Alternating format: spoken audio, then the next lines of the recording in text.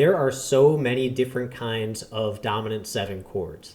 And in this video, I'm going to take you through all of the most common and most important ones so that you know what to do with them as an improviser.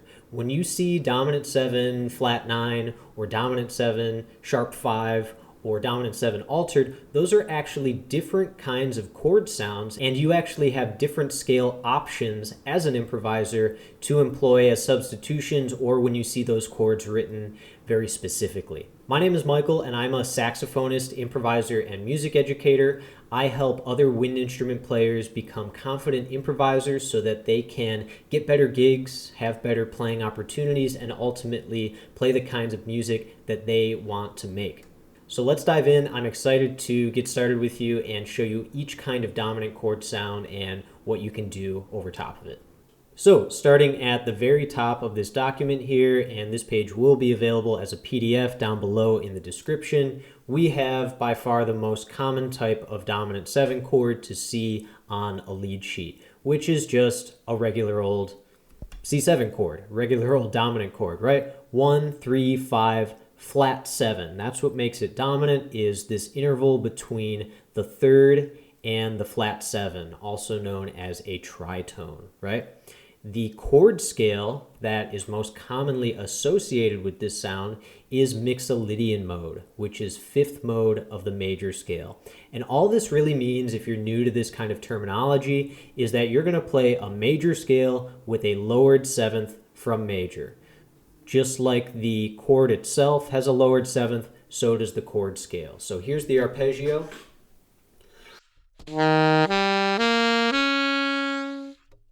Here's my C Mixolydian scale.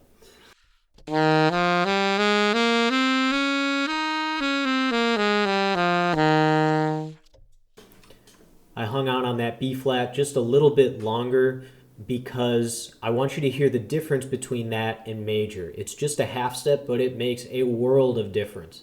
It sounds like I'm playing a major scale wrong, right? I'm not. I'm just playing the Mixolydian mode. I'm playing a different kind of scale. Now, before we go on to these more complicated chords, I just want you to know that it's very common for jazz musicians to substitute these other kinds of chords on this chord. When they just see a dominant 7 chord, sometimes they'll actually play dominant 7 flat 9 or dominant 7 altered. It's a very common thing to do. So this video is not just to teach you what to do when you see C7 flat 9, it's to teach you what to do when you see a regular old C7. You can lean over to the pianist or guitarist before you play the tune and say, hey, I'm going to play a dominant 7 flat 9 chord on all these dominant chords, or I'm going to play dominant 7 sharp 5 sound on all these dominant chords, okay? You can do that. You can make those substitutions, especially if you're playing with great musicians who have great ears, then you won't even have to lean over and say it. But depending on where you're at in your journey and who you're playing music with, I just want to let you know a couple different options you have here. So moving on to this second kind of chord, we have a dominant 7 sharp 11 sound. The chord scale that goes with that comes from the 4th mode of melodic minor. This is your Lydian dominant scale. Lydian, just associate that word with sharp 11, okay? Or sharp 4. They're the same tone displaced by an octave. And the reason for that is because of tertian harmony. In Western music and jazz music, we really like to stack thirds, so that's why 11 and 4 are the same. We'll also see some other examples of that, like 6 and 13 are the same. 2 and 9 are the same, okay? So C7 sharp 11, here are two different options that I gave here for the arpeggio. We have 1, 3, 5, flat 7, 9, sharp 11.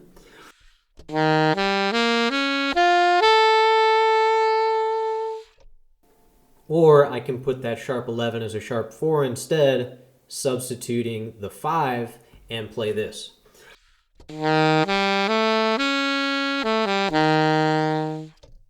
And the scale, the Lydian dominant scale, also known as the 4th mode of melodic minor, would sound like this.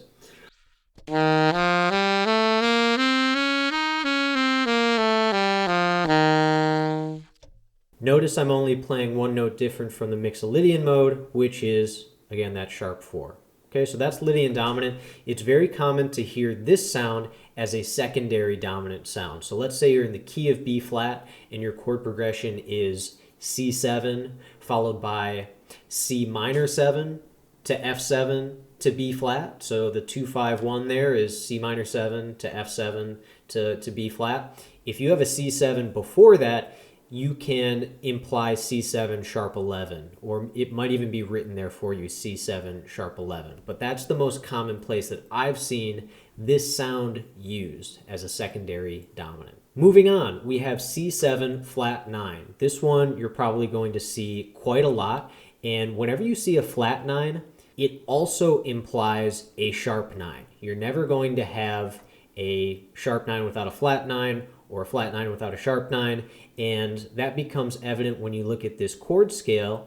This is your half-whole diminished scale, also known as the octatonic scale. It's an 8-note scale instead of a 7-note scale like all of these and most of the rest of these on this page. This is your diminished dominant sound. So whenever you see a dominant chord with a flat 9 or a sharp 9, I immediately think diminished dominant. So here's the arpeggio I wrote.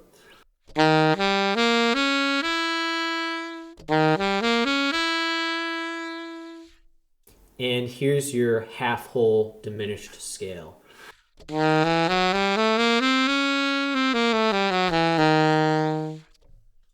reason this is called the half-whole diminished scale is because of how the intervals unfold here. You have a half step, then a whole step, then a half step, then a whole step. You could also think of diminished scales the other way, as whole half, but that has a different kind of use. That is associated more commonly with a different chord symbol that isn't a dominant chord. So I'm just going to leave it at that for now. Whenever you see C7 flat 9 or C7 sharp 9, you're in diminished dominant land, okay? Half-whole diminished octatonic scales. Next, we have C7 altered, and the only difference between altered and the diminished dominant sound is the fifth category, okay? So instead of having a natural 5 and 6 like we do up here in the diminished dominant sound, we have a flat 6 or a flat 13 occupying that space. So this is another 7-note scale. This is commonly referred to as the altered scale, which comes from the 7th mode of melodic minor. Here's this crazy arpeggio. Also, a way that I like to remember the altered sound is that every extension is altered. We have a flat 9, a sharp 11, and a flat 13. So the arpeggio sounds like this.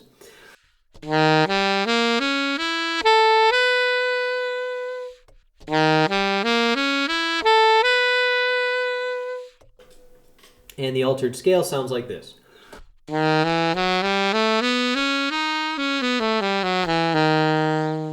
Another chord symbol that you might see is flat 9, flat 13, or sharp 9, flat 13. So again, that's the difference between altered and diminished dominant. Diminished dominant just has the altered 9 category. Altered has an altered everything, right? 9, 11, and 13 are altered. Moving on to the sharp 5 sound, dominant 7, sharp 5. This implies the whole tone scale, which is not a 7-note scale and it's not an 8-note scale. It is a 6-note scale built entirely on whole steps. A lot of people I've heard refer to this as the dream sequence, because if you play it really fast, right, sounds really dreamy like that. Here is the arpeggio sound. 1, 3, sharp 5, flat 7. And here's what the whole tone scale sounds like.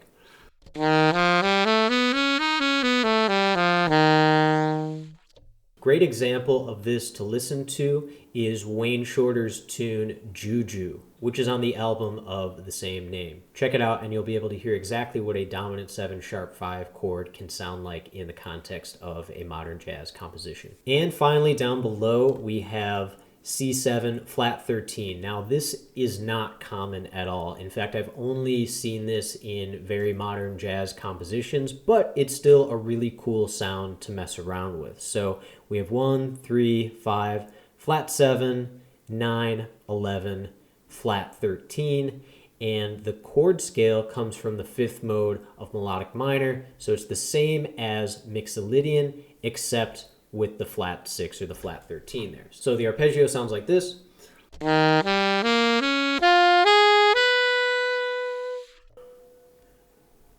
And the chord scale sounds like this. I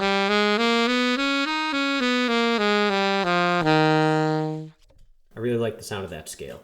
So the best way, I think, to start practicing any of these sounds is to take a drone or a play along that's just playing the bass note, so C in this example, or a drone that's just droning a C, and just get familiar with what the arpeggio and the chord sounds like with that bass note underneath, okay?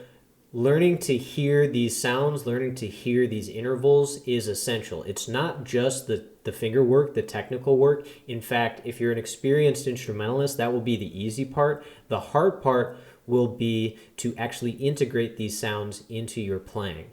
Another thing that you can do if you're very familiar with 2-5-1 harmony is just start playing a jazz standard and start substituting these sounds for every time you see a regular old dominant 7 chord.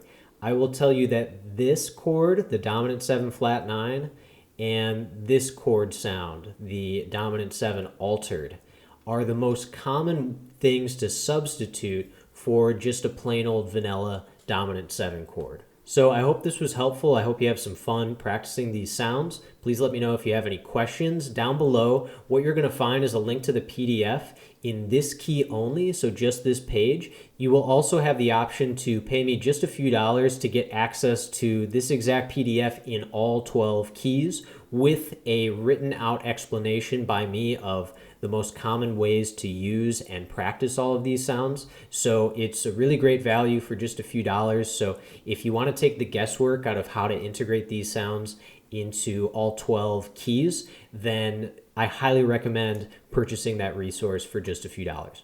Thanks for watching. If you like this, be sure to like and subscribe, and I will see you in the next video. Happy practicing.